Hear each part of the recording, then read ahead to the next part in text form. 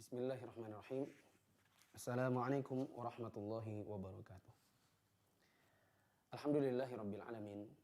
Wassalatu wassalamu ala asyrafil anbiya'i wal mursalin wa ala alihi wa ashabihi wa man tabi'ahum bi ihsanin ila yaumiddin. Para pemirsa Mufid TV Official, terutama untuk para kaum muslimah yang menyimak kajian The Wonderful Sahabiyah, pada hari ini kita bersyukur kepada Allah bisa bertemu kembali dalam kajian live bersama kami melalui channel baru yaitu Mufid TV Official, baik yang ada di YouTube maupun yang ada di Facebook. Pertama, kami bersyukur kepada Allah Ta'ala karena hanya dengan kekuatan dan rahmat darinya dan daya yang Dia berikan kepada kita semua, kajian live bisa kembali kita adakan. Dan kita juga berterima kasih kepada para donatur, khususnya teman-teman dari seluruh belahan dunia yang pernah membantu kami dalam membuat kajian dan studio di Mufid TV Official. Semoga Allah Subhanahu wa Ta'ala memberikan kepada antum semua ganjaran berupa pahala yang besar, amal jariyah, dan juga surga Allah Ta'ala di akhirat kelak, karena telah membantu dakwah baik dengan dukungan materi maupun yang bukan materi, sehingga kajian-kajian insya Allah ke depan semoga Allah berikan kekuatan untuk bisa terlaksana. Untuk setiap Sabtu pagi insya Allah, bila tidak ada halangan dan semoga Allah senantiasa menjaga kesehatan kita semua, kita akan bahas buku Suwar min Hayatis Sahabiyat, atau yang telah diterjemahkan dalam bahasa Indonesia berjudul Para Sahabiyat Nabi Sallallahu Alaihi Wasallam. Dan pada kesempatan pagi hari ini insya Allah kita akan mulai membaca biografi istri Nabi Sallallahu Alaihi Wasallam, yaitu Khadijah binti Khuwailid. Untuk sesi yang pertama kita akan bacakan dulu cerita-cerita yang berkenaan dengan Khadijah. Nanti di sesi kedua setelah jeda kita akan jawab pertanyaan-pertanyaan dari kaum muslimat. Jika ada yang ingin bertanya, kami persilahkan untuk bertanya di 3 tempat, yaitu di grup Umroh Akhwat yang pernah berjalan melaksanakan umroh bersama kami. Yang kedua adalah grup Balikpapan Mengaji Sunnah, dan yang ketiga grup Indonesia Mengaji Sunnah, baik di WhatsApp maupun di Telegram. Kebetulan alhamdulillah semua grup itu ada pada satu handphone, dan insya Allah kami akan coba untuk menjawab dari situ terlebih dahulu. Bila nanti seluruh grup akhwatnya sudah habis, baru kemudian kami pindah ke Facebook dan YouTube insya Allah. Khadijah binti Khuwailid, Sayyidah Quraisy yang suci, disebutkan di dalam buku yang kita baca ini. Semoga di layar handphone atau layar device teman-teman para kaum muslimat, semoga buku ini sudah ada PDF yang tayang. Khadijah binti Khuwailid radhiyallahu anha. Dia adalah pemuka kaum wanita alam semesta di zamannya. Khadijah binti Khuwailid bin Asad ibnu Abdul Uzza ibnu Kilab al-Quraisyiyah al-Asadiyah, yang berjuluk At-Tahirah, yaitu wanita yang suci. Dia merupakan Sayyidah Quraisy, yaitu petingginya orang-orang Quraisy ketika itu. Lahir di keluarga yang mulia dan terhormat kurang lebih 15 tahun sebelum peristiwa Gajah. Tumbuh di sebuah rumah yang mulia, maka dia menjadi seorang wanita berakal dan mulia, dikenal dengan keteguhan dan kecerdikan, budi pekerti luhur. Karena itu dia menjadi magnet yang menarik perhatian orang-orang besar dari kaumnya. Dia menikah dengan Abu Halah ibnu Zurarah At-Tamimi, melahirkan anak yaitu Halah dan Hindun. Manakala Abu Halah wafat, dia menikah dengan Atik bin Aid bin Abdullah Al-Makhzumi. Keduanya hidup bersama beberapa waktu sebelum akhirnya berpisah. Kemudian banyak pemuka dan pembesar Quraisy yang datang untuk memperistrinya. Namun dia lebih memilih fokus mendidik anak-anaknya dan menata urusan kehidupannya, di mana dia adalah wanita berkecukupan dan berharta. Dia mempekerjakan orang-orang untuk menjalankan bisnisnya dan melakukan akad bagi hasil dengan mereka. Manakala dia mendengar tentang Rasulullah SAW sebelum beliau diangkat menjadi nabi, bahwa beliau memiliki sifat-sifat luhur berupa kejujuran, amanah, serta akhlak-akhlak yang lainnya, maka Khadijah menawarkan modalnya kepada beliau untuk berniaga ke Syam bersama pelayan laki-lakinya yang bernama Maisarah. Kita jeda sedikit. Di zaman dahulu Maisarah adalah nama laki-laki. Adapun kita di zaman sekarang berganti, nama ini dianggap nama perempuan. Dan dia memberikan modal yang lebih besar daripada yang Khadijah berikan kepada rekan-rekan bisnis Khadijah yang lain. Rasulullah SAW setuju dan akhirnya beliau pun berangkat bersama pelayan Khadijah. Dan Allah memayungi beliau dengan taufiknya dalam perjalanan niaga ini, maka laba yang didapatkan pun melimpah. Khadijah bersuka hati dengan harta berlimpah yang terwujud melalui usahanya Nabi SAW. Kemudian mulailah benaknya dilintasi berbagai pikiran yang disertai perasaan yang kuat yang tidak pernah dia rasakan sebelumnya. Bahwa dia meyakini Muhammad adalah laki-laki yang tidak sama dibandingkan dengan laki-laki yang lain yang datang memperistrinya. Akan tetapi apakah anak muda yang jujur lagi dipercaya itu berkenan menikah dengannya? Sementara dia sudah berkepala 4. Ya, dalam sebagian riwayat disebutkan Nabi baru berusia 25 tahun. Bagaimana dia akan menghadapi kaumnya sementara selama ini dia telah menutup pintu untuk para pelamar dari para tokoh Quraisy? Kita baca di paragraf-paragraf awal tadi, banyak yang mau memperistri Khadijah, tapi dia lebih memilih fokus untuk mendidik anak dan berbisnis. Tetapi manakala bisnis itu sudah ditangani Nabi Muhammad SAW, perasaannya pun berubah.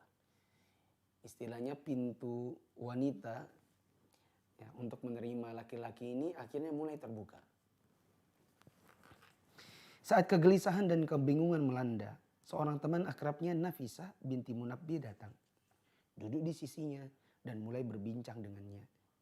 Hingga akhirnya dia berkenan untuk membuka rahasia hatinya yang tidak kuasa dia simpan dari aura wajah dan tekanan kalimat yang diucapkannya.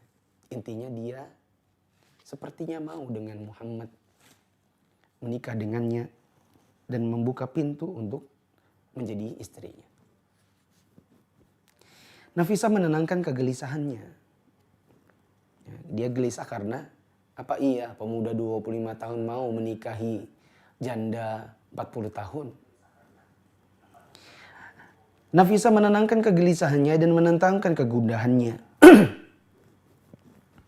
Dia mengingatkannya bahwa dia adalah wanita pemilik kemuliaan, nasab, harta, dan kecantikan.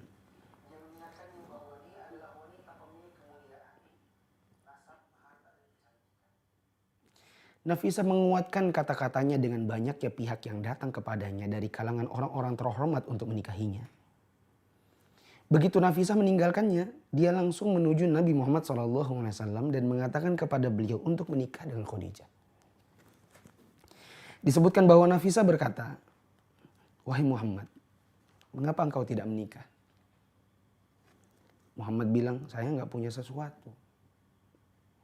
Mau ngasih makan apa kalau di zaman sekarang? Kalau nanti ada yang mencukupimu, lalu kamu diundang kepada wanita yang punya harta, kecantikan, kemuliaan, dan kecukupan, kamu mau? Nabi Muhammad pun bertanya, siapa? Nafisah bilang, Khadijah binti Khuwailid. Nabi SAW punya menyanggupinya. Nafisah meninggalkan Nabi Muhammad SAW hendak untuk menyampaikan kabar gembira kepada Khadijah. Kita tidak sebut Nabi dulu ya, karena waktu itu Nabi belum jadi Nabi. Nafisah meninggalkan Muhammad untuk menyampaikan kabar gembira kepada Khadijah.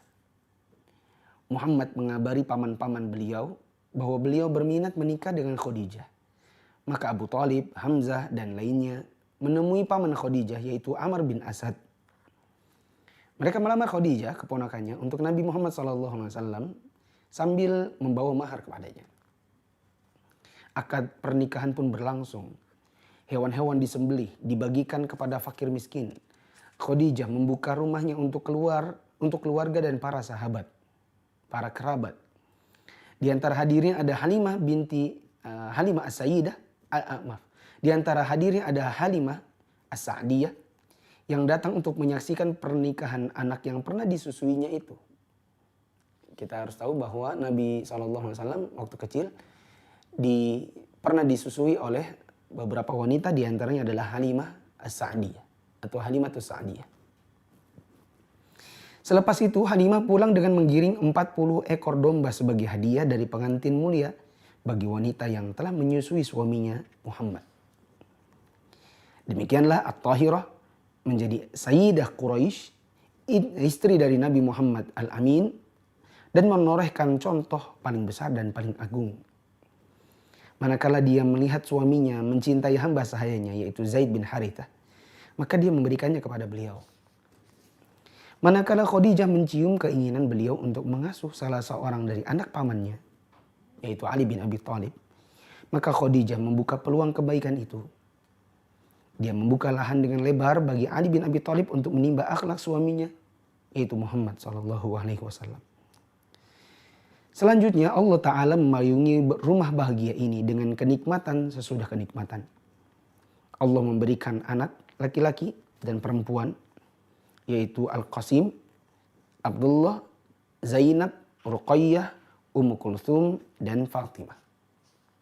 Maka perlu dicatat, 6 anaknya Nabi, yang pertama semuanya adalah dari rahim Khadijah. Rasulullah SAW beribadah kepada Allah di Gua Hira selama 1 bulan per tahunnya. Beliau mulai menyukai khalwat atau menyendiri. Tidak ada sesuatu pun yang lebih beliau cintai dibandingkan berkhalwat. Rasulullah kemudian menjalani hidup yang demikian selama yang Allah kehendaki. Kemudian malaikat Jibril alaihissalam datang kepada beliau dengan apa yang dia bawa berupa wahyu dari Allah Ta'ala. Saat beliau berada di Gua Hira pada bulan Ramadan, menerima wahyu sebagaimana yang terjadi. Beliau turun dari gua, mencari rumah beliau dalam kegelapan fajar sambil ketakutan. Kisahnya kan begini. Waktu Nabi SAW sedang di dalam gua, datanglah Jibril, lalu kemudian memaksa Nabi SAW untuk membaca. Tetapi Nabi mengatakan, Nabi Qari, saya tidak bisa baca. Setelah 3 kali melewati perdebatan bacaan ini dengan Jibril, Jibril paksa baca, Nabi bilang saya tidak bisa baca, maka akhirnya Jibril yang membacakan. Kita sama-sama mungkin pernah dengar, Nabi SAW dibacakan wahyu oleh Jibril alaihissalam, yaitu surat Al-Alaq ayat 1-5. Allah Subhanahu wa taala mengatakan, Iqra bismi rabbikal ladzi khalaq. Khalaqal insana min 'alaq. Iqra wa rabbukal akram. Alladzi 'allama bil qalam. 'Allamal insana ma lam ya'lam. Setelah itu Jibril meninggalkan Nabi SAW dalam keadaan ketakutan. Nabi berlari pulang ke rumahnya sampai pada cerita yang kita baca tadi. Beliau di rumahnya bergumam, selimutilah aku, selimutilah aku. Dathiruni, dathiruni. Setelah Khadijah mencari tahu apa yang terjadi, ada apa? Maka Rasulullah SAW kemudian menjawab, Khadijah, aku sangat mengkhawatirkan diriku. Disebutkan dalam Ar-Rahiqul Makhtum, seingat saya, Nabi SAW mengatakan, apakah Allah ingin semacam menghukumku Apakah Allah tidak senang denganku atau yang semacamnya, sehingga mendatangkan hal yang tadi merupakan sesuatu yang menakutkan bagi beliau. Maka Khadijah radhiyallahu anha menjawab, "Wallahi la yukhzikallahu abada. Innaka la tasilur rahim wa tasduqul hadith wa tahmilul kalla wa taqrid dhaif wa tu'inu ala nawaibil haq." Demi Allah, Allah tidak mungkin menghinakan dirimu selama-lamanya. Ini jawaban Khadijah ketika Nabi semacam curhat. Apakah Allah sepertinya ingin menghukumku atau menghinakanku dengan sesuatu yang menakutkan? Demi Allah, Allah tidak mungkin untuk menghinakanmu selama-lamanya. Engkau orang yang senantiasa menyambung tali silaturahim, berkata jujur, memikul beban orang kesusahan, memuliakan tamu, membantu usaha-usaha kebenaran. Masa iya Allah menghukum orang yang seperti ini? Hati Rasulullah SAW menjadi tenang dengan mendengar kata-kata yang meneguhkan ini. Ketenangannya pulih disebabkan kepercayaan istri beliau dan imannya kepada yang beliau bawa. Khadijah radhiyallahu anha tidak berhenti sampai di sini. Dia langsung menemui anak pamannya, yaitu Waraqah bin Naufal. Ada juga yang mengatakan ini adalah pamannya. Karena Waraqah ini konon ketika itu sudah sangat tua. Dia menyampaikan apa yang terjadi pada suaminya, Muhammad. Maka Waraqah mengatakan, "Hadzan namus alladzi nazzalallahu ala Musa." Dia adalah namus, yaitu malaikat Jibril yang sama diutus oleh Allah kepada Musa alaihi salam. Ya laitani kuntu fiha jadha'a. Seandainya saat itu aku masih kuat. Laitani akunu hayyan idh yukhrijuka qaumuk. Seandainya saja aku masih hidup. Karena pasti nanti kamu akan diusir oleh kaummu sendiri. Maksudnya begini. Sebagaimana Namus atau Jibril ini pernah datang kepada Nabi Musa. Lalu Nabi Musa disakiti oleh kaumnya sendiri. Maka seperti itu pula yang akan terjadi pada Muhammad. Di mana Muhammad akan diusir dan disakiti oleh kaumnya sendiri. Makanya dia berkata, ya seandainya saat datang waktunya nanti Muhammad itu disakiti, saya masih hidup atau saya masih kuat. Tapi Waraqah ini karena dia sudah tua, makanya dia mengatakan tidak mungkin lagi untuk membantu Muhammad. Tapi seandainya masih kuat, dia ingin melakukannya. Rasulullah SAW bertanya, "Awa mukhrijiyahum?" Apa iya mereka akan mengusirku? Padahal selama ini bertetangga, berteman, berkeluarga dengan baik. Maka Waraqah mengatakan, "Na'am, lam ya'ti rajulun qat bimithli ma jita bihi illa udiya. Wa in yudrikni yaumuka ansurka nasran mu'azzaran." Waraqah mengatakan, iya, tidak seorang pun yang datang membawa apa yang engkau bawa. Ya, maksudnya wahyu. Tidak akan ada orang punya wahyu seperti yang nanti kamu bawa. Sebagaimana Musa dahulu. Kecuali dia pasti dimusuhi kaumnya. Seandainya aku mendapatkan waktunya yang seperti itu, niscaya aku akan menolongmu dengan sekuat dayaku. Tapi masalahnya sekarang pun sudah tua. Ketika nanti Muhammad akan berdakwah pun akan bertambah tua.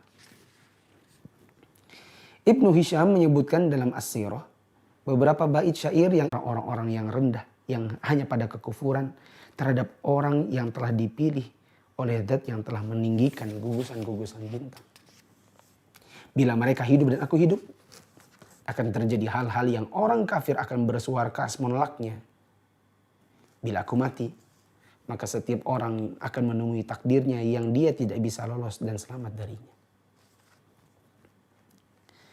Walhasil, singkat kata Nabi SAW kemudian menjadi Nabi. dengan turunnya surat Al-Alaq ayat 1 sampai 5 tadi. Lalu kemudian Nabi SAW rindu ketemu dengan Jibril lagi, dan Allah takdirkan setelah berapa lama akhirnya ketemu lagi. Dan di pertemuan yang kedua, Jibril alaihissalam membawa wahyu yang berikutnya, yang kedua, yang kata para ulama, wahyu yang kedua ini adalah wahyu kerasulan beliau. Mungkin kita pernah baca, wahyunya adalah surat Al-Muddathir ayat 1 sampai 7. Allah Subhanahu wa taala mengatakan, "Ya ayyuhal muddathir qum fa'anzir wa rabbaka fakabbir wa thiyabaka fatahhir wa rujza fahjur wa la tamnun tastakthir wa li rabbika fasbir."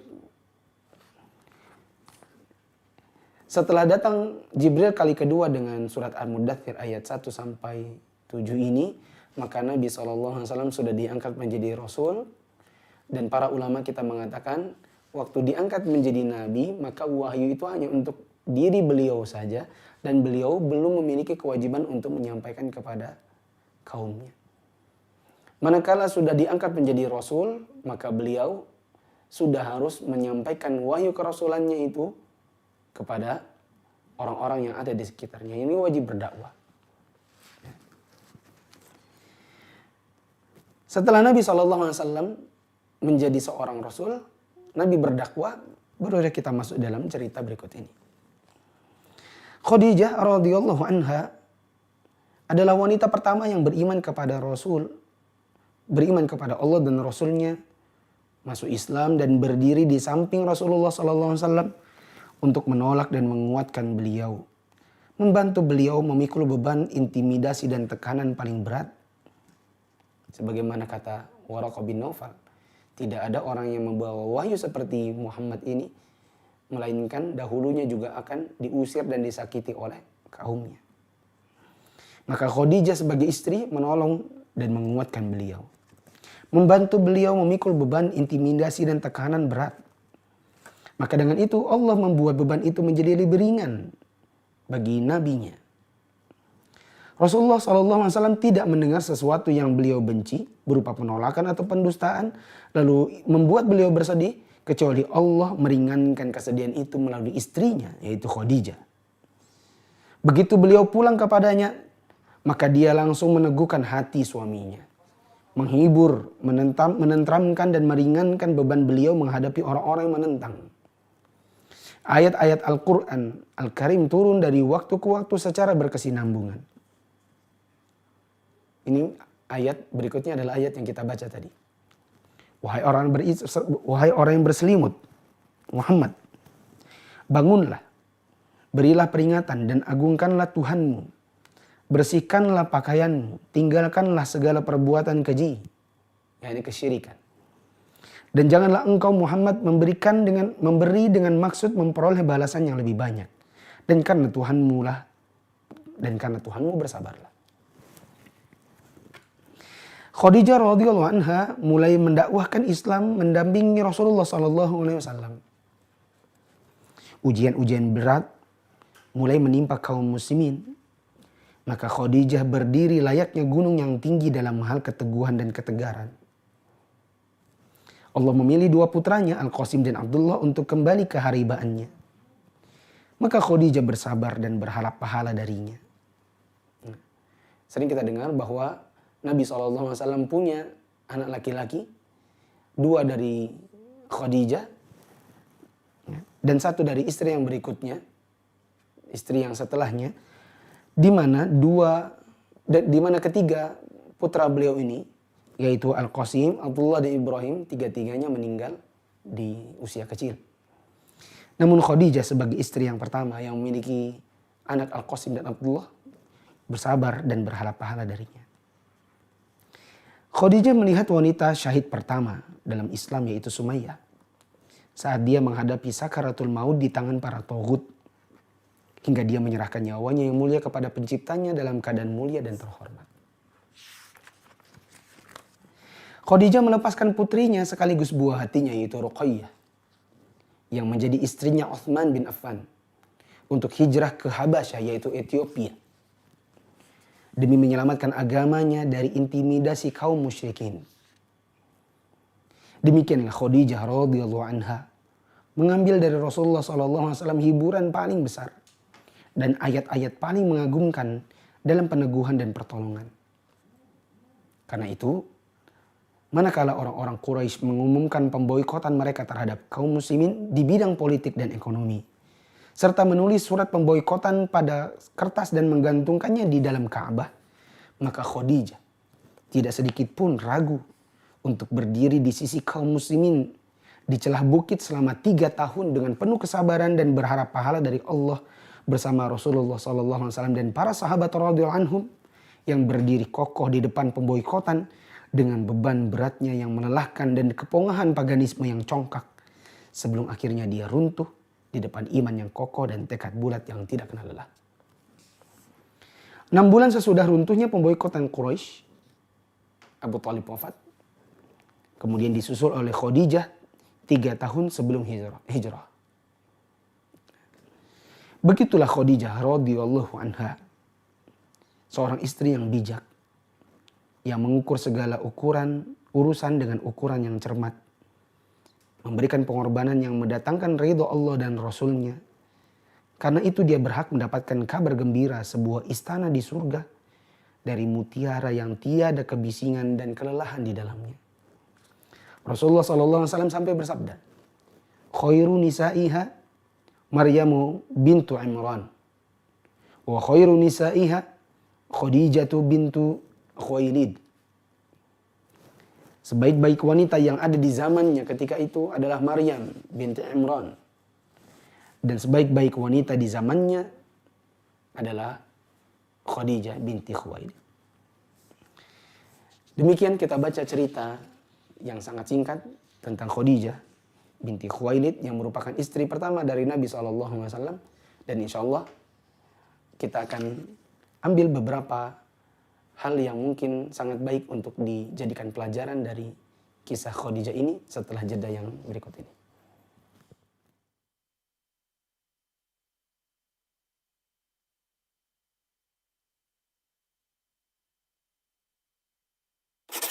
Kangen palsu. Coba inget nggak? Banyak yang bilang, wah kangen kajian, kangen masjid, kangen menuntut ilmu. Tapi nyatanya setiap hari yang ditonton YouTuber makan alias mukbang gitu kan. Pamer rumah, bongkar masalah dalam rumah, konten prank alias ngerjain orang. Nggak jelas, nggak penting gitu kan. Malahan jadi host watch party. Sementara kajian ustadz-ustadz didengar sambil lalu, ditinggal makan, ditinggal minum, ditinggal nongkrong, bahkan ditinggal tidur. Coba kebayang nggak tuh? Tapi giliran update status bilangnya, kangen, rindu. Kenyataannya kangen kita palsu.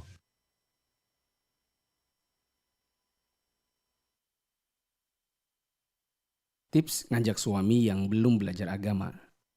Pertama, coba ajak kajian ke ustadz-ustadz yang komitmen dengan sunnah, tapi penyampaiannya tetap asyik dan seru untuk orang yang baru mau coba belajar agama, supaya dia mau datang lagi di pertemuan berikutnya. Kedua, coba ajak suami ke kajian yang materinya kekinian, mudah diterima, dan sepulang kajian bisa langsung diterapkan. Tujuannya untuk mengubah mindsetnya bahwa belajar agama itu ya begitu-begitu saja. Ketiga, cari teman lamanya yang sudah lebih dulu ikut kajian. Entah teman kecil, teman gaul, teman SMA, lalu hubungkan ke suami, supaya suami itu mau diajak baik seperti teman-temannya. Dan kalau dia sudah punya teman di kajian, berikutnya mungkin tidak akan terlalu susah mengajaknya. Karena di kajian nanti dia bisa belajar agama sambil ketemu teman lama. Minta ustadz atau ikhwan yang ramah, tapi kontak mereka lewat istrinya saja, agar bisa mengajak suami berkenalan, ngobrol, bercanda, duduk bersama, supaya suami merasa bahwa di kajian dia tidak sendirian. Rangkaikan kajian dengan agenda jalan-jalan, makan bareng, quality time, family time, baik sebelum maupun sesudah kajian, agar perjalanan ke majelis ilmu jadi asyik dan menyenangkan. Keenam, sentuh dia tepat di hatinya dengan mengatakan, aku ajak kamu ke kajian karena aku ingin kita tetap suami istrian lagi di surga nanti sayang. Terakhir yang ketujuh, doakan dia. Jangan pernah banyak mengeluhkan tentang suami. jika ternyata doa dari istri pun belum pernah ada untuknya. Karena sesungguhnya hidayah itu bisa didapatkannya dengan kita mendoakannya.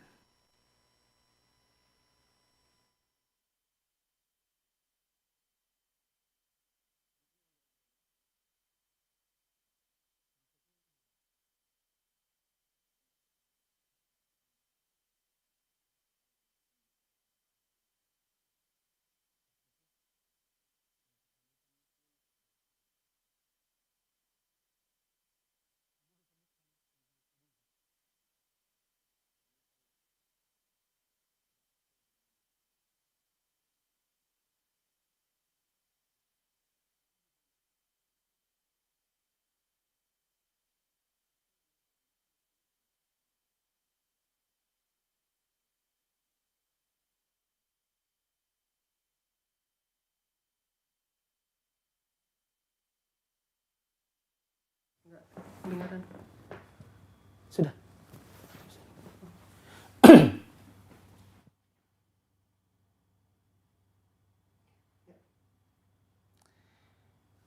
Nah,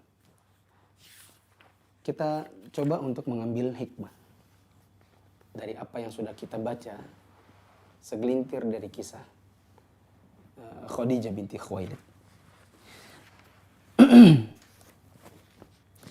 Tadi di awal disebutkan Khadijah itu adalah wanita yang berakal lagi mulia, punya keteguhan dan kecerdikan, budi pekerti yang luhur. Saya kira mungkin mencari wanita yang demikian di zaman sekarang sudah sangat sulit. Makanya kita perlu belajar untuk mendekati ke arah Khadijah meskipun belum bisa seperti beliau. Saya sering mengatakan, kalaupun kita tidak bisa mencapai langit, maka minimal di puncak gunung. Seandainya pun kita tidak bisa di puncak gunung, minimal kita ada di pohon kelapa. Yang penting kita tidak ada di dataran rendah, apalagi di dalam sumur.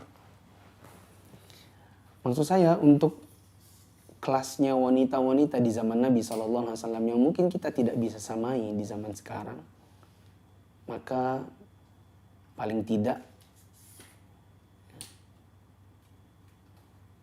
kita bisa untuk berusaha mencontoh sebagian dari kemuliaan-kemuliaan mereka. Kalau wanita di zaman sekarang mungkin kebanyakan perasaan. Untuk akal kurang dipakai. Saya tidak mengatakan tidak memakai akal ini maksudnya adalah jahil, bukan. Ini kalau tadi barusan tidak dicerna dengan baik saja, orang langsung gini, oh masa kita nggak pakai akal? Maka saya jawab lagi, tuh kan, suka main perasaan. Maklum kita selalu disodorkan dengan hal-hal yang sifatnya itu perasaan. Wanita muslimah di zaman sekarang, meskipun jilbab besar, bercadar, masih banyak yang konsumsinya adalah sesuatu yang selalu memainkan perasaannya dia sendiri. Nonton, kalau zaman dulu India, film yang selalu ada perasaannya.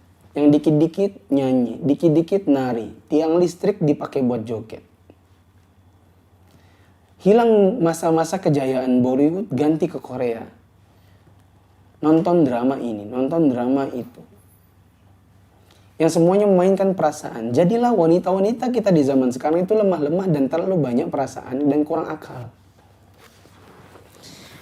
Belum lagi memang wanita itu diciptakan oleh Allah memang lebih banyak menggunakan perasaan daripada akal. Ya. Kata Nabi SAW, setengah akalnya. Ya. Akhirnya apa? Apa hal-hal yang sebenarnya bisa dicerna dengan baik bila menggunakan akal sehat? Yang terjadi adalah sebagian dari mereka selalu menggunakan hal yang sifatnya perasaan. Ditegur sedikit, marah. Dinasehati sedikit, katanya dicaci maki. Di sekolah, cuma dimarahi sedikit, nangis. Di rumah, hanya ditegur oleh suami, sakit hati.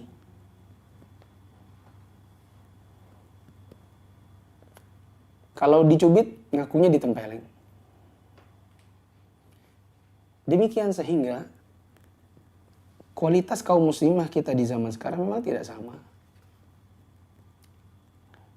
dengan orang-orang di zaman dahulu yang mereka banyak mengedepankan akal, timbangan-timbangan yang sifatnya logis ketimbang timbangan-timbangan hati atau perasaan. Di zaman sekarang bikin kelas bahasa Arab, ditanya sedikit, coba hafalkan huwa huma hum hiya huma hunna, coba hafalkan ukhti. Nggak hafal. Kok nggak hafal? Apakah tidak menghafal? Sibuk dengan ini, sibuk dengan itu. Loh, kan anti sudah kelas bahasa Arab, harusnya anti komitmen. Dinasihati komitmen, besok nggak datang. Kenapa? Merasa tertusuk perasaannya dengan nasihat, disuruh komitmen. Ditegur, sudah mengerjakan PR kemarin? Bahasa Arab? Belum om. Loh kenapa belum? Om kemarin sakit om. Tapi setelah sembuh kan ada sekian hari ukti untuk membuat PR. Ya om, gak sempat om. Kita kalau mau belajar teman-teman, itu harus komitmen teman-teman. Langsung tersinggung. Langsung jadi status. Guru yang tak sabar. Atau membuat penguatan-penguatan diri. Menjadi seorang murid itu harus bersabar. Kepada guru yang mungkin tidak bisa mengerti perasaan kita. Semuanya dengan perasaan. Tertuanglah jadi status WA, jadi status Facebook, jadi status Instagram. Ya. Sehingga sulit untuk menciptakan wanita-wanita berkelas, berkualitas dari sisi keilmuan, dari sisi keteguhan. Susah untuk menjadi seorang Khadijah. Lalu nanti ketika sudah mau menikah berharapnya seperti Nabi Muhammad. Halo? Bagaimana kita mau mendapatkan suami seperti Nabi ketika kita tidak bisa jadi Khadijah? Saya berharap kepada kaum muslimah yang mungkin mendengar apa yang saya sebutkan ini. Ini adalah kegundahan atau keresahan saya sebagai seorang suami, saya sebagai seorang guru, saya sebagai seorang kakak, saya sebagai seorang anak, saya sebagai orang laki-laki. Yang kita sangat mengharapkan wanita-wanita di zaman sekarang adalah wanita-wanita yang teguh. Wanita-wanita yang punya kecerdikan, menimbang segala sesuatu dengan akal. Meskipun ada perasaan, tapi perasaan itu ditimbang juga dengan hukum-hukum syar'i, dengan logis. Sehingga lahirlah para pencetak umat ke depannya yang mereka memang berkualitas. Yang bisa ngaji, lancar, yang mampu untuk mengajari anaknya. Dan itu sulit kalau seandainya wanita-wanita di zaman sekarang terlalu banyak mengkonsumsi hal-hal yang membuat perasaannya jadi lemah. Lalu ikut kelas tahsin, ditegur sedikit, marah. Ditegur sedikit, nangis. Ditegur sedikit, dinasihati sedikit, ditegur soal PR, ditegur soal kemampuan membaca, merasa tersindir. Dan berubah menjadi status-status media sosial.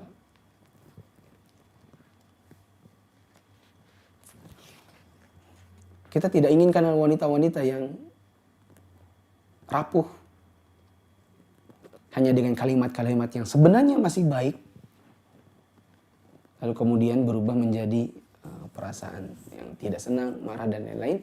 Mundur dari kelas bahasa Arab. Mundur dari kajian. Ya. Bahkan luar biasa kaum muslimat yang dirahmati Allah. Ya. Kecuali sangat sedikit juga yang dirahmati Allah. Apa yang terjadi? Misalnya kita daurah atau pengajian. Ada beberapa wanita muslimah duduk bersama. Ya namanya perempuannya kadang suka gak bisa tahan, akhirnya sambil kajian sambil ngobrol. Sambil kajian sambil Kalau bahasa Balikpapan tuh ngecek-ngecek sama orang di sebelahnya. Lalu ada yang negur. Ditegur. Perasaan langsung, gak suka banget aku ditegur begitu. Padahal sebenarnya yang salah siapa? Apakah yang menegur ataukah yang ditegur? Saya ingat sekali, beberapa waktu yang lalu, di antara kaum muslimat ada yang bikin, di Balikpapan bikin pengajian, kemudian membuat papan-papan.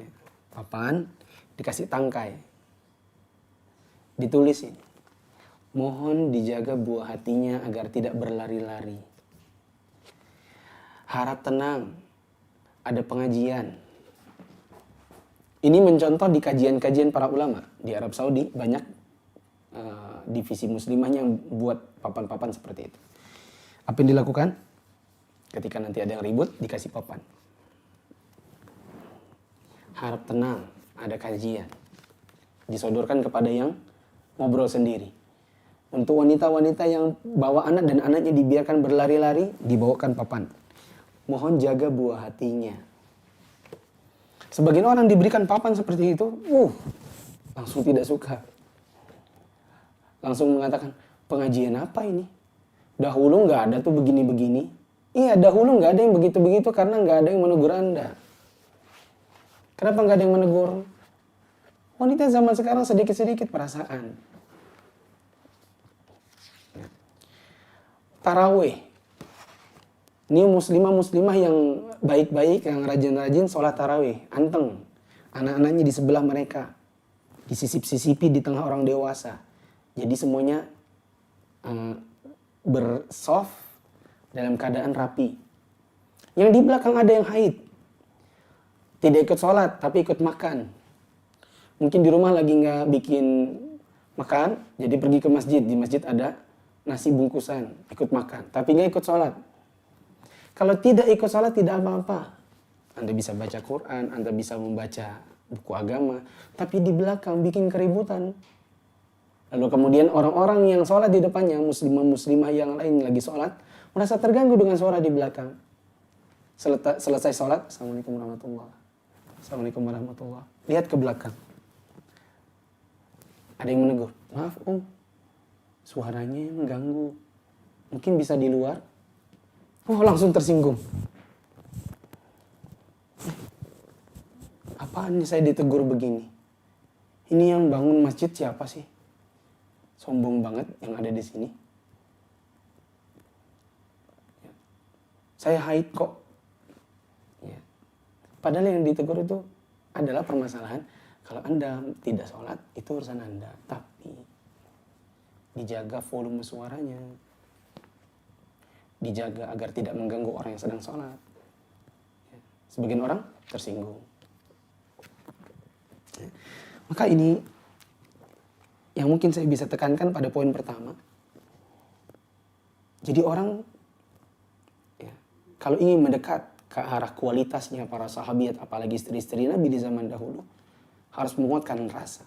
Menguatkan logika, akal pikiran. Mudah untuk tidak tersinggung perasaan. Oh iya maaf. Mengganggu ya? Maaf.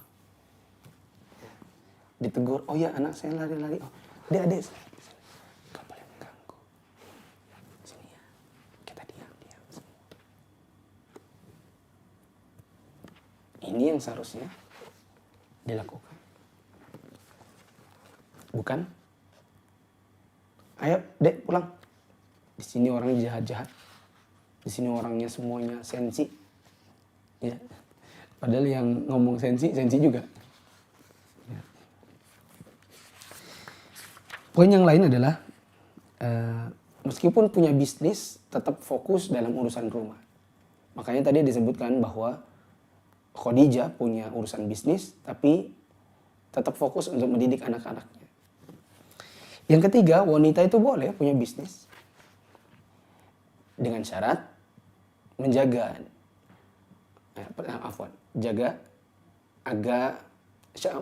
syarat dari wanita punya bisnis. Pertama, bisnisnya halal. Yang kedua, bila ada urusannya dengan laki-laki, apakah bawahannya ataukah itu rekan bisnisnya, maka komunikasi harus betul-betul dibatasi. Seperti berkomunikasi lewat suami atau berkomunikasi lewat istrinya si laki-laki, atau berkomunikasi lewat orang kepercayaan kita, yang orang kepercayaan itu yang menyampaikan. Ya. Adapun komunikasi-komunikasi yang tidak penting di luar dari konteks bisnis dihindari. Ya. Sekedar urusan-urusan berapa barang, keuangan, pengantaran dan lain-lain. Yang ketiga, syaratnya adalah tidak mengganggu fokusnya atau konsentrasinya terhadap urusan rumah. Seperti urusan pendidikan anak, tidak di skip hanya gara-gara urusan bisnis. Ya. Mendahulukan ada anak, pendidikannya bagaimana, baca Qur'annya sudah baik atau belum. Kemudian ini urusan dengan suami bagaimana, sudah menyiapkan makannya keluarga atau belum. Ini semua termaintain dengan baik, baru kemudian diselingi dengan bisnis-bisnis pribadi. Jangan sampai bisnis nomor satu, lalu melalaikan urusan anak, urusan suami. Yang keempat adalah menjadi wanita yang tidak gampang digoda.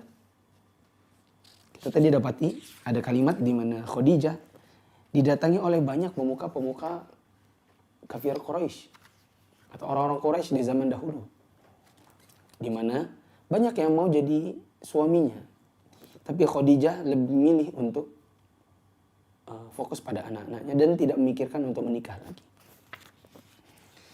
Kelima, bila seandainya dibutuhkan untuk memilih seorang suami lagi, atau kita jadi seorang wanita perawan didatangi oleh laki-laki, atau dalam proses ta'aruf, maka kedepankan masalah agama dan akhlak. Jangan kedepankan urusan kekayaan. Ini saya beri entah ini tips atau berita. Antara ini tips atau ini berita. Ya. Saya punya biro jodoh. Cuma sekarang lagi vakum karena kesibukan. Biro jodoh diikuti oleh 150 akhwat. Diikuti oleh sekitar 50 ikhwan. Lalu masing-masing melihat CV yang sesuai dengan dirinya. Apa yang kita perlu lihat?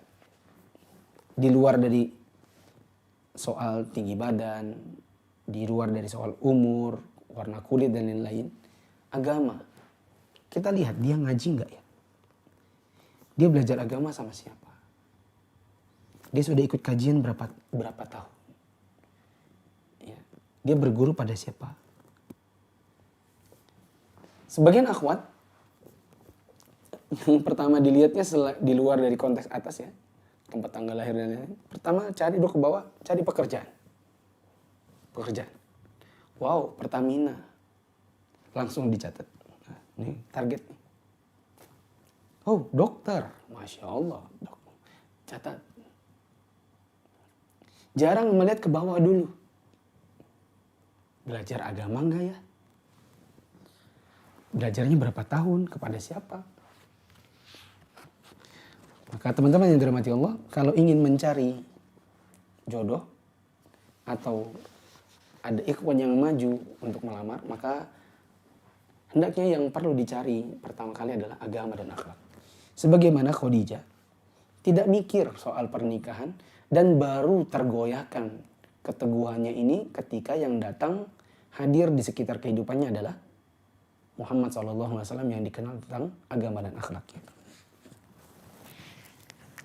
Yang keenam, faidahnya adalah wanita boleh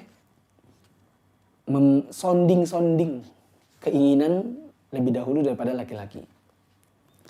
Sebagaimana Khadijah sounding kepada Nabi SAW lewat Nafisah binti Al-Munabbih.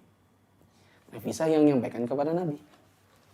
Nabi tertarik, baru kemudian disampaikan kepada Khadijah. Sehingga sounding duluan tidak apa-apa. Dengan syarat, satu, tidak merendahkan diri. Jangan stalking. Orang zaman sekarang bilang stalking di Instagram, stalking di apa ya, di media sosialnya, ngeliatin mana sih dia, dicari akunnya, oh ini orangnya, lihat feednya, lihat wajah-wajahnya, foto-foto close up-nya. Ini merendahkan diri sendiri bagi seorang perempuan. Dan tidak boleh wanita seperti ini.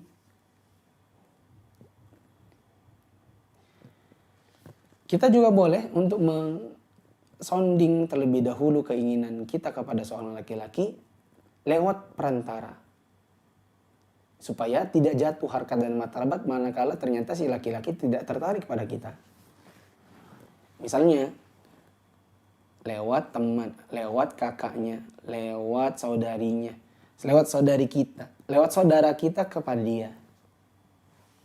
Jangan kita langsung duluan cari nomor WA-nya terus, WA, akhi saya mau sama antum. Nanti merendahkan diri sendiri ketika ternyata laki-lakinya tidak tertarik. Coba lihat caranya Khadijah. Khadijah curhat dulu sama Nafisah. Setelah itu Nafisah yang menyampaikan kepada Muhammad. Itu pun masih pakai samar-samar. Makanya Nafisah bilang, Muhammad kenapa kok gak nikah? Saya gak punya apa-apa. Kalau seandainya ada yang mencukupkan dirimu, kamu mau gak sama perempuan? Perempuannya tuh gini. Gak langsung sebut nama. Ya. Setelah disebutkan tentang apa yang ada pada si wanita itu, baru dia nanya, siapa? Khadijah. Nah baru. Gak langsung, akhi Ari, saya mendambakan suami sepertimu. Apa wanita begini? Ya. Engkau tampan, saya berharap engkau menjadi imam di rumah ini. Misalnya begitu. Enggak juga, misalnya lewat temennya, terus temennya bilang, ada yang mau sama kamu, si Anu. Tidak langsung seperti itu, tapi ada pengantar, samar-samar dulu, dijajak menjajaki hatinya dulu. Ada peluang buka enggak? Kamu mau nikah enggak? Saya belum mau. Kenapa? Karena saya masih gini. Ya udah, enggak jadi. Tapi kalau dia bilang iya saya mau, kamu mau enggak? Kalau ada akhwatnya begini. Wah saya mau kayak gini. Baru kemudian disebutkan namanya. Ketujuh, balas budi. Balas budi ini tercermin pada perbuatan Khadijah yang membawakan Halimatus Sa'diyah 40 ekor domba pulang dari pernikahan Nabi. Setelah diundang, dibawain pulang lagi 40 kambing atau domba. Ini menunjukkan kepada kita tentang balas budi. Bila kita punya orang-orang yang punya jasa dalam diri kita di masa-masa kita kecil terutama, atau di masa-masa kita susah, maka jangan sampai total betul melupakannya. Tidak pernah mengontaknya, tidak pernah memperhatikan dirinya, tidak pernah tegur sapa. Nah, padahal kita pun bukan siapa-siapa bila dahulu tidak melewati dirinya, meskipun rezeki itu ada di tangan Allah. Sebagaimana Nabi SAW dahulu menimba air susu Halimatus Sa'diyah, lalu dibalas ketika Nabi SAW sudah dewasa melalui tangan Khadijah, istrinya. Yang kedelapan, istri lebih kaya itu tidak apa-apa. Sebagaimana Khadijah di atas Nabi SAW dari sisi ekonomi. Bahkan Khadijah yang memberikan budaknya Zaid bin Harithah kepada Nabi. Dia yang ngajak-ngajak dan buka jalan untuk Nabi, yuk diasuh aja Ali bin Abi Thalib. Ini menunjukkan kepada kita bahwa istri yang lebih kaya itu boleh-boleh saja, dan hendaknya bila memang demikian dia berusaha untuk memenuhi impian-impian yang mubah untuk suaminya. Kesembilan, menjadi wanita yang mudah menenangkan suami manakala ada masalah. Sebagian wanita, suami ada masalah, dia nambah-nambahin masalah. Suami lagi butek, suami lagi bete, suami lagi mumet pikirannya, ya, bukannya menenangkan. Suamiku mau minum apa? Minum teh kah? Panis kah? Kopi manis kah? Kopi susu kah? Nah. Kalau sudah lihat suami pulang dari kerjaan, lihat suami pulang dari kantor, kita lihat mukanya kayaknya bete. Kan kita suami istri pasti tahu dong. Suami yang bete itu bagaimana mukanya? Ya, kelihatan matanya nggak ngenakin, pandangannya nggak ngenakin, nggak mau ngelihat kita. Pandangannya cuma ke bawah, ke atas, ke HP-nya. Dalam keadaan dahinya itu berkernyit. Ya. Kita tawarkan, mau minum apa? Mau makan apa? Apa yang bisa mengenakan hati, maunya apa? Bukan nambah-nambahin masalah. Ya, suami lagi bete, butek, bad mood. Ya. Kemudian dikelontarkan kalimat-kalimat yang bikin tambah bete. Ya. Coba lihat Khadijah. Ketika Nabi SAW pulang, dathiruni, selimuti aku. Apa kata Khadijah? Ada apa? Oh, enggak mungkin Allah menghinakanmu. Engkau orangnya baik. Engkau menyambung silaturahim. Engkau membantu orang yang kesusahan. Engkau memuliakan tamu. Engkau membuka jalan-jalan kebenaran. Kita tentu saya sebagai suami mewakili para suami ini. Jadilah istri-istri kami yang demikian. Dan kami pun akan berusaha untuk menjadi semacam Nabi Muhammad SAW kepada engkau. Sebagaimana layaknya kepada Khadijah. Meskipun mungkin tidak seperti beliau-beliau. Ya, tapi meskipun tidak bisa mencapai langit, kami akan berusaha untuk di atas gunung atau minimal di pohon kelapa. Yang ke-9, yang ke-10, teguh, tegar, sabar dalam musibah. Tadi disebutkan bagaimana Khadijah itu sangat bersabar manakala Abdullah dan anaknya Al-Qasim, ya, anaknya Khadijah yaitu Abdullah dan Qasim meninggal.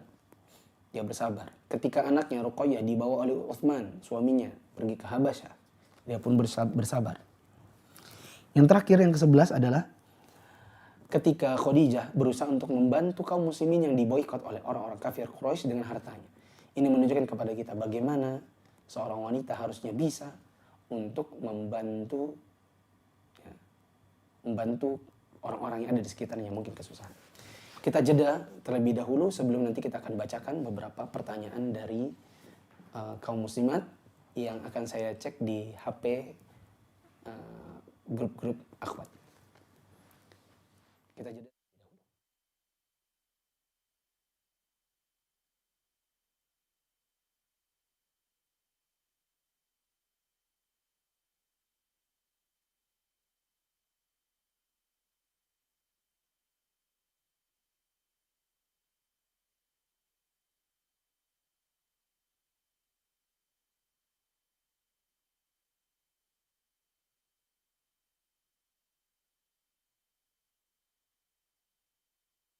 Tips ngajak istri belajar agama. Ajak ke kajian asatidzah yang komitmen dengan sunnah, tapi penyampaiannya tetap asyik dan seru untuk orang yang baru mau coba ngaji. Ajak istri ke kajian yang materinya kekinian, mudah diterima, dan waktu pulang langsung bisa diterapkan. Coba cari teman lamanya yang sudah lebih dulu ngaji, seperti teman kecil, teman gaul, teman SMA, lalu hubungkan ke dia. Minta mereka untuk ngajak istri kita. Minta ustadz atau ikhwan yang punya istri yang ramah, agar ngajak istri teman-teman, kenalan, ngobrol, bercanda, duduk bersama, supaya kekajian lebih asyik dan menyenangkan. Rangkaikan agenda kajian dengan jalan-jalan, makan bareng, quality time, family time, sebelum atau sesudah kajian. Bilang sama dia, aku ajak kamu ke kajian karena aku ingin kita tetap suami istrian lagi di surga nanti sayang. Terakhir, doakan dia. Jangan pernah mengeluhkan tentang istri kita yang belum ngaji atau kenal agama, jika doa pun belum pernah kita panjatkan untuknya.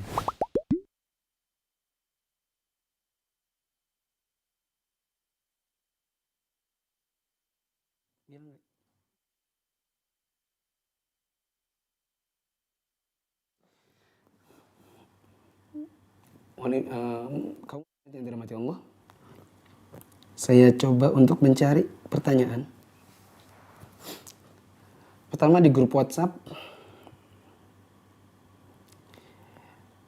Grup WhatsApp akhwat terakhir kali jam 8.53. Berarti tidak ada pertanyaan di grup akhwat ya.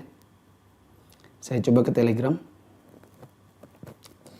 Di Telegram terakhir kali grup akhwat adalah jam 8.50. Berarti juga tidak ada yang bertanya. Karena tadi kita kajian mulai dari jam 10. Saya coba ke YouTube-nya.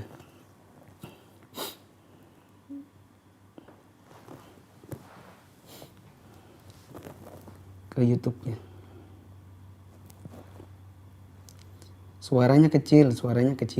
Oke. Suaranya kecil.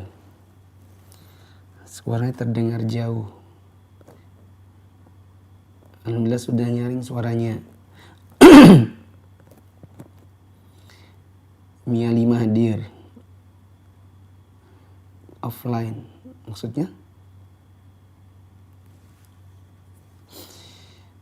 Syahdina.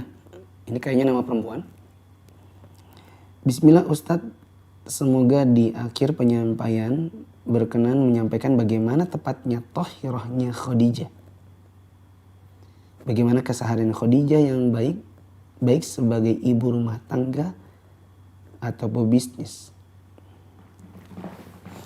Yang kita tangkap tadi dari buku yang kita baca bahwa Khadijah ini wanita yang sabar. Makanya anaknya meninggal pun dia sabar. Khadijah ini wanita yang punya keteguhan. Makanya nggak gampang digoda laki-laki atau ingin diperistri laki-laki. Khadijah ini wanita yang bisa menenangkan suami. Khadijah ini adalah wanita yang cermat. Mau memberikan pengorbanan ya, untuk orang-orang di sekitarnya, terutama untuk keluarganya.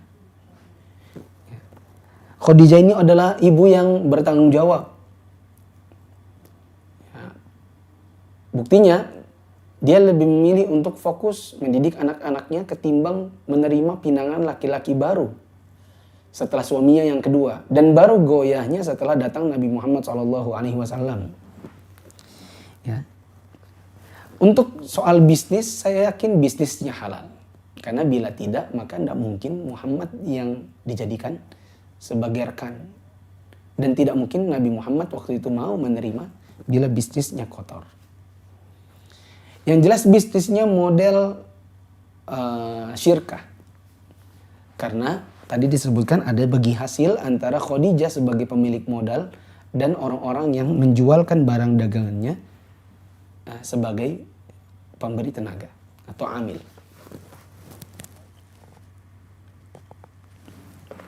Semoga Syahdina Alamsyah sudah bisa menangkap apa yang saya sebutkan. Tidak ada suaranya, nggak ada suaranya, suara hilang. Qadarullah. Afwan memang tidak suaranya ya, tidak ada suaranya. Sudah ada suara, sudah ada. Ada suara tapi tidak ada gambar. Allah Ustaz. Syukuran nasihatnya. Taib. Kasian banget ya ini yang nonton. Ustadz, bagaimana melatih diri agar seorang wanita tidak mudah baper dan tidak mudah tersinggung? Jangan nonton Korea. Jangan nonton India. Jangan nonton infotainment. Jangan nonton hal-hal yang memang kerjanya adalah ngudak-ngudak, kaduk-kaduk perasaan. Kenapa? Sekarang pertanyaannya, kenapa sih drakor, drama Bollywood maksudnya, infotainment, itu orang bilang tontonan perempuan. Ya, saya ada cerita dikit, agak lucu. Waktu saya kuliah S1, di semester 1, saya ngekos dengan teman-temannya kakak yang rata-rata atau notabene preman. Di situ orang semua gondrong. Ya. Gondrong, muka sangar, badan besar-besar, tinggi. Ya. Lalu mereka pernah bikin challenge nggak boleh nangis nonton apa itu? Meteor Garden. Ya. Ya, saya nggak ikutan karena saya kayaknya pergi kuliah kayaknya. Ya, dan mereka kebetulan anak-anak preman-preman yang malas kuliah, nanti datang ke kampusnya kalau udah mau ujian aja. Ya. Waktu saya pulang, kok sepi ya kos-kosan. Tak ketokin, nggak ada. Tapi kok ada kayaknya ada suara-suara di kamar sebelah. Saya buka, ternyata lagi ada challenge nggak boleh nangis nonton Meteor Garden. Waktu itu kayaknya belum ada Korea, karena itu kalau nggak salah Taiwan. Apa pesan dari sini? Pesannya adalah itu tontonan perempuan. Ya. Kenapa kau yang suka perempuan? Karena begitu perempuan sukanya pakai hati. Kenapa kalau ada film India, film Korea kemudian nangis, yang nangis itu perempuan, sedangkan yang laki-laki jarang nangis? Karena memang laki-laki tidak suka diaduk-aduk perasaannya oleh sesuatu yang seperti itu. Ya. Kenapa kok kalau ada perpisahan dalam rumah tangga atau minimal pacaran, itu yang paling susah move on adalah perempuan? Karena perempuan segala sesuatu ya mayoritas diselesaikan dengan perasaan. Maka saya katakan kalau mau nanya tadi apa latihannya biar nggak mudah baper, jangan nonton yang seperti itu. Karena semakin banyak mengkonsumsi seperti itu, jadi orang semakin baperan.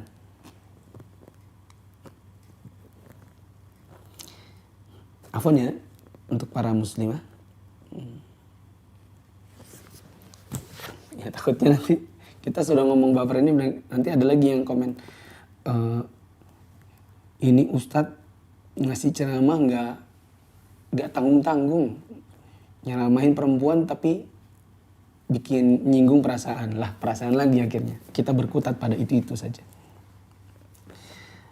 Bolehkah diberi kiat-kiat agar bisa menahan emosi dan selalu sabar?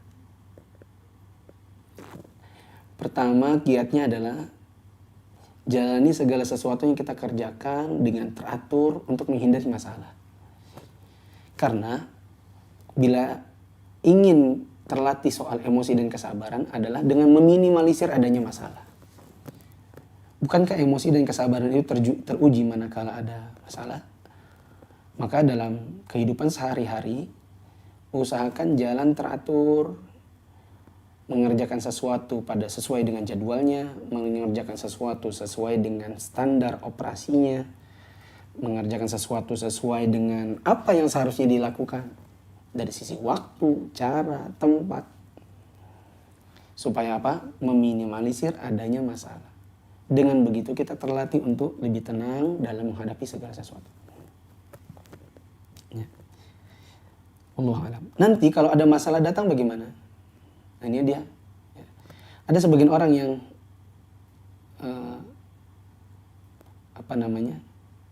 kurang sabar. Saya pun mungkin termasuk diantaranya. Ada yang berusaha untuk sabar dengan cara tidur dulu. Ada yang sholat, ada yang pergi makan. Ada kan orang kalau lagi ada masalah dia cari makan. Cari makan yang enak supaya tenang hatinya baru kemudian melanjutkan menyelesaikan masalah. Ya. Bolehkah saya seorang ibu sonding-sonding lelaki untuk anak saya? Boleh dong.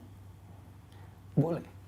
Apalagi kalau memang laki-lakinya itu baik. Ya. Dari Royhana.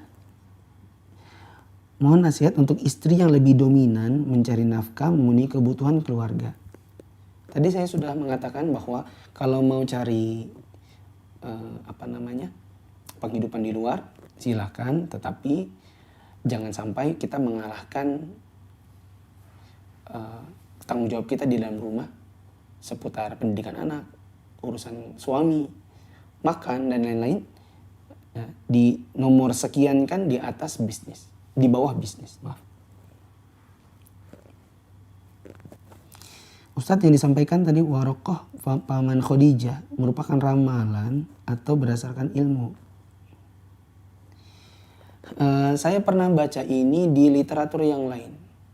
Ya. Apakah itu di Rahiqul Maktum? Ya, ini yang paling sering saya baca dahulu. Ya, begitu juga yang ada di Syarah Usul Salatah. Ya. Tapi yang jelas bukan meramal, melainkan dugaan.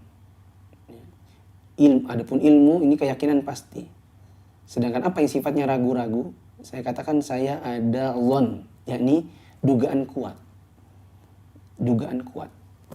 Tetapi untuk memastikannya saya tidak berani. Tapi ini bukan ramalan, ini namanya dhon.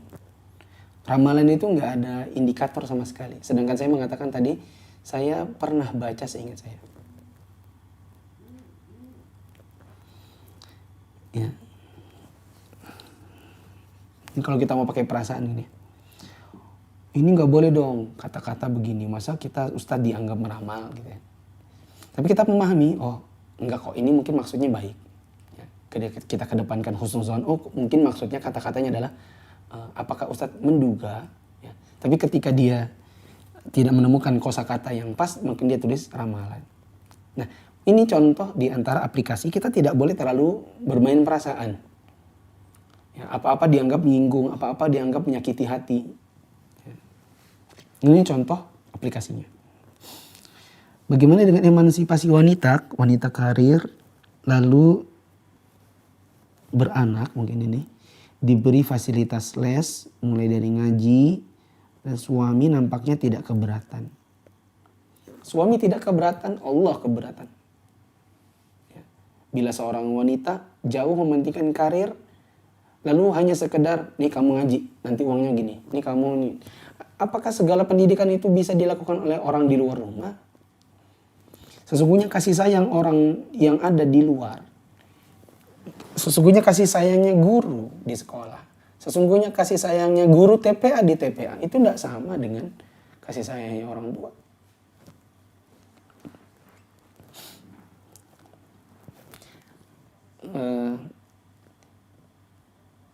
Kami dulu kecil itu dididik ngaji dari alif ba ta sendiri sampai kita bisa ngaji dengan lancar oleh orang tua.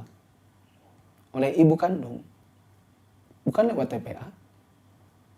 Kita TPA hanya sekedar, kalau dulu saya sekedar latihan untuk bisa ikut MTQ. Ya, meskipun mama saya pun dulunya adalah juara MTQ. Tapi mengirimkan ke TPA untuk dilatih oleh guru yang laki-laki. Sedangkan mama kan untuk melatih suaranya berbeda. Tapi kalau belajar ngaji dari alif ba ta sampai kita ngaji lancar, semua dari orang tua. Maksud saya menceritakan ini adalah jangan segala sesuatu digampangkan. Ah gampang, bisa kok dibiayai itu belajar pergi ke TPA. Jangan. Orang tua yang harusnya mendidik.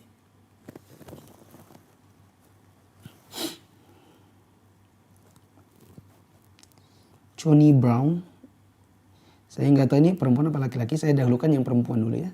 Connie Brown ini saya nggak tahu apa laki-laki atau perempuan. Dari Diana. Mohon nasihatnya Ustadz, akhwat yang mulai malas ikut kajian, mendengarkan kajian online dan kadang lelah berdoa. Untuk yang malas ikut kajian atau mendengarkan kajian online, mungkin malas ini maksudnya jenuh kali. Ya.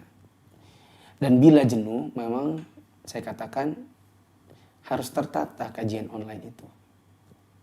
Ya, kadang kita jenuh itu begini. Kita kajian sini rumah tangga, sini rumah tangga. Apalagi ya bosan dengan rumah tangga. Kajian ini ya. Kita selalu memilih kajian itu sesuai dengan apa yang lagi enak di hati. Ya. Sehingga coba lihat, apa yang selalu dinilai dengan timbangan enak, akhirnya jadi hiburan.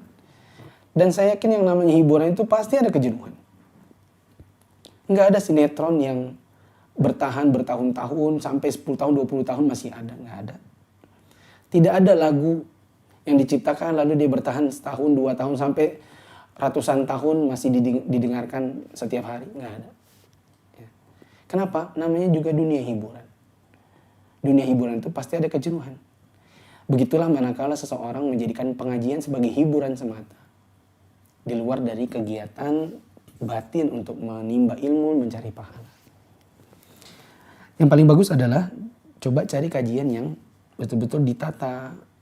Ya, kita di awal sedikit-sedikit akidah dasar, fikih dasar, wudu, sholat, pengajian kalau muslimah, ya pengajian haid nifas, pakaian muslimah, fikih sunnah wanita. Ya, tidak acak adul kalau bahasa kita. Comot sana comot sini, lalu dijadikan itu semata-mata hiburan, karena hiburan saya yakin pasti akan ada jenuhnya.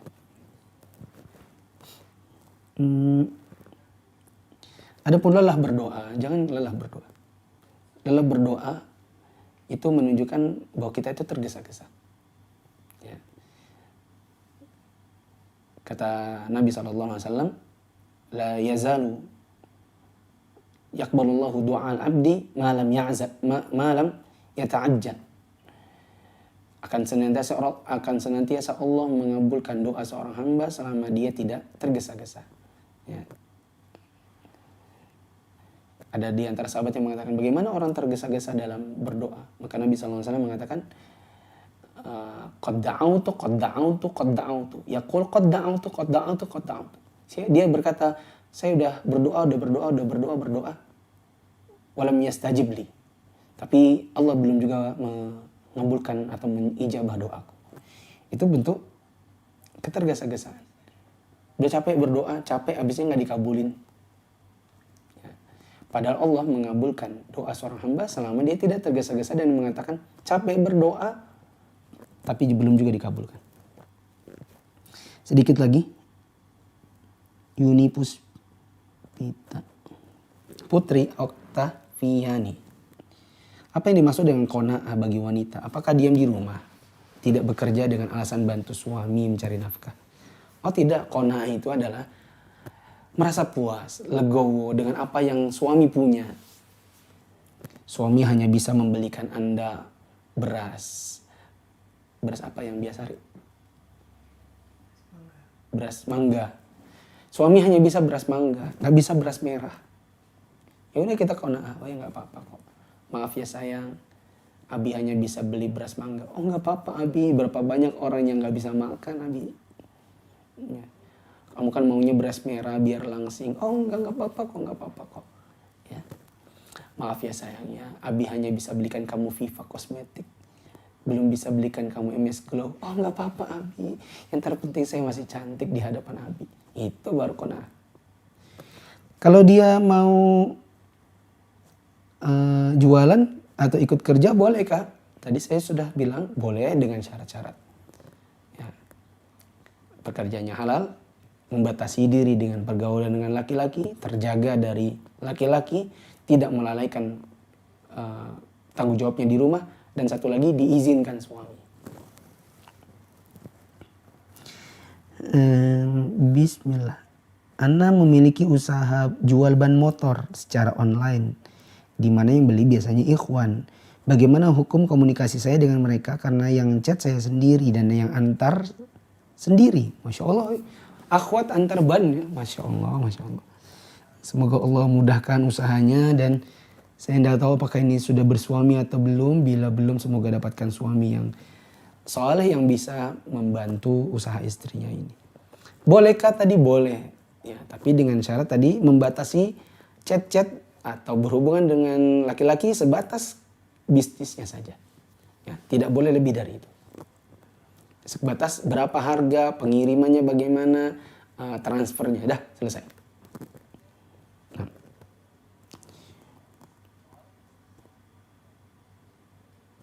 Ustadz dari Syahdina, sepertinya Ummu Windy terlalu halus. Saya nggak tahu mau halus itu gimana ya. Inti lugasnya adalah kalau kita over peran sebab suami enggan all out dengan perannya. Sebab Khadijah tidak begitu kan. CMIWW. Nah, ini yang perlu CMIW si Ummu Windy-nya dulu. Pratiwi Linanda. Bismillah. Atau saya jawab aja ya. Kalau suaminya kurang berperan di dalam rumah tangga, maka istrinya yang negur. Abi, saya ini adalah tulang rusuk, bukan tulang punggung. Ya. Saya laporkan Abi kalau malas-malas di rumah. Kerjanya main aja game. Ya. Cari uang ndak mau, kerja ndak mau, saya yang disuruh kerja banting tulang, saya laporkan sama orang tua. Tapi orang tuanya dia, bukan orang tuanya si istri. Dan ini saya pernah dapati kejadiannya di rumah saya. Setelah akhwatnya datang, saya suruh datang bersama mertuanya, lalu dimarahin si suaminya, lalu kemudian suaminya berubah. Bismillah, Ustadz mohon luruskan jika saya keliru. Saya pernah baca tentang sebaik-baik manusia adalah yang bisa bermanfaat untuk orang lain. Khairun nas anfa'uhum linnas. Bagaimana peran wanita dalam hal tersebut? Tentunya dalam batasan syar'i. Selama bagaimana dia menjadi seorang wanita yang sendiri, bagaimana dia menjadi seorang istri, bagaimana dia menjadi seorang istri plus ibu, tentu perannya berbeda-beda. Ya. Tapi para wanita sebenarnya yang terbaik adalah berada di belakang, ya, di belakang layar. Tidak tampil di depan lalu kemudian berbicara di hadapan laki-laki. Karena ini kodratnya perempuan. Kalaupun dia ingin menyumbang dengan hartanya, bisa yang menyalurkan adalah suaminya. Toh yang dia cari bukan pandangan atau kepujian masyarakat, tetapi Allah Ta'ala. Maka itu bisa diwakilkan oleh keluarga laki-laki. Saya punya teman kalau bicara suka menyinggung perasaan. Tapi dia sendiri kalau disinggung sakit hati. Ya banyak ya perempuan begini, banyak. Pakai banyak banget. Kalau bicara menyinggung, tapi kalau disinggung sakit hati. Tidak pernah mau muhasabah diri. Gimana cara menghadapi orang tersebut? Satu, caranya adalah kita coba data apa yang terjadi, yang pernah kita lihat. Ya, lalu kemudian sampaikan kepada orang yang sekiranya orang itu kalau menyampaikan kepada dia mudah diterima.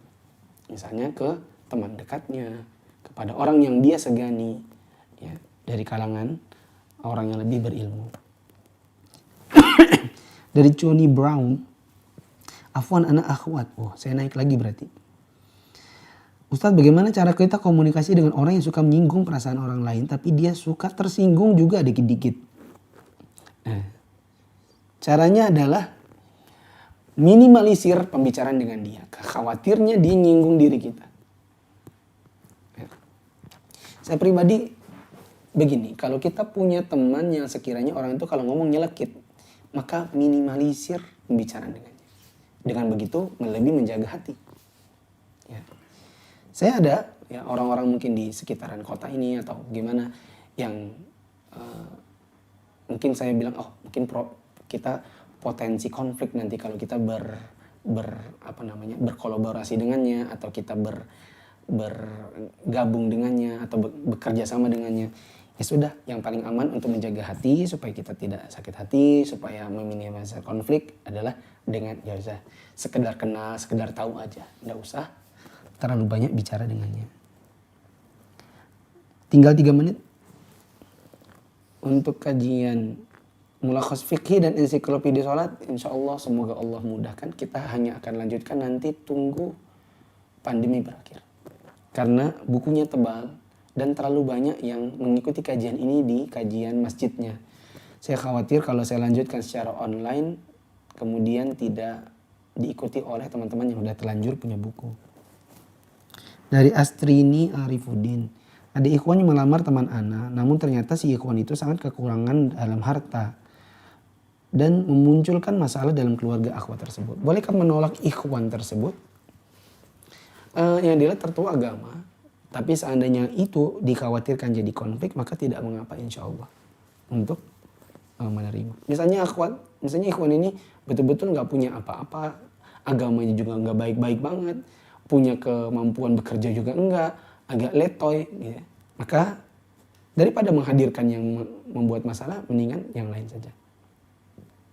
Beda halnya gini, orangnya tegap, orangnya kuat, orangnya semangat bekerja, cuman memang kekurangan harta. Agamanya baik, rekomendasi ustadz, nah itu bisa dipertimbangkan.